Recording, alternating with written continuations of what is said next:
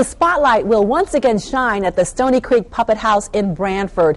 It's where you can go to watch performances of local and national touring theater productions in an intimate setting.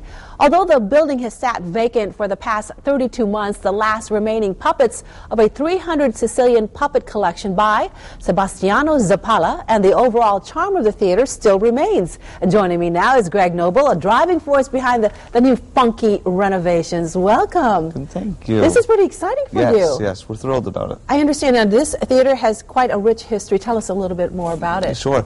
It opened in 1914 as one of the first silent movie theaters in the world, really. It was turned over into an actual live theater performance hall where Orson Welles was directing, Lee Shubert was producing premieres, Kate Hepburn was down seeing her brother's first play down at the Puppet House Theater. And then it was turned into a parachute factory to help during the war effort. And then it was turned into an international puppet museum for a couple of years when these puppets were brought over from Sicily. And so you still have a lot of these puppets still in the facility. Exactly, yes. There was 300 puppets created in Sicily turn of the century. Grace Weil brought over 50 of them to Stony Creek, Connecticut, where she stored them in the theater.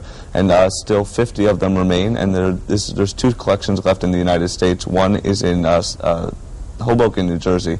It's behind glass, and there's one working collection, and that's right here in Connecticut. That's great. All right. So what made you decide to do something like this? The Puppet House has always been a part of my life. As I grew up in Brantford, I always drove by the theater, saw performances in it, but never really worked inside of it or did much work in it. I started an entertainment production company last year where I was producing shows for the Shoreline teens and Shoreline community members.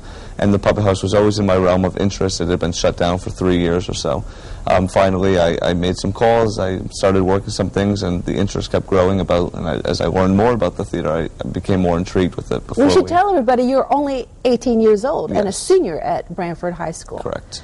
This is quite a project for you. It's huge, yeah, but I'm thrilled about it. It's a big undertaking and a lot of risk involved, but it's thrilling, really. When do you think that this theater will be ready to showcase some of these performances that you're talking about? Our goal date is to have a complete renovation by May or June of this summer.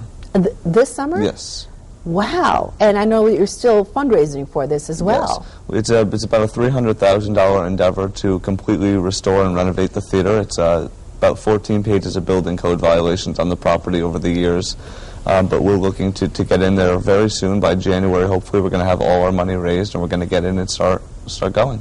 What was the biggest challenge as you were renovating this theater? We haven't started the renovations yet, but the challenge is we started this project in May. And the challenges have been huge every day. It's another challenge, a new learning experience, really. But it's been so fascinating coming. I'm only 18, like you said, and I haven't been in years and years of school learning about how to do this. I'm learning as I go, and I'm learning from my advisory committee we brought on early on in the project. But that's what the most fascinating thing about the project is, learning something new every day and learning how to do something and take on a new challenge. But you think it'll be ready? Yes, absolutely. On time? Yep. Oh, that's great. So, since it will be ready soon, what types of performances should we expect? We're looking to really focus in on a multi-cultural, multi-arts facade of the whole theater.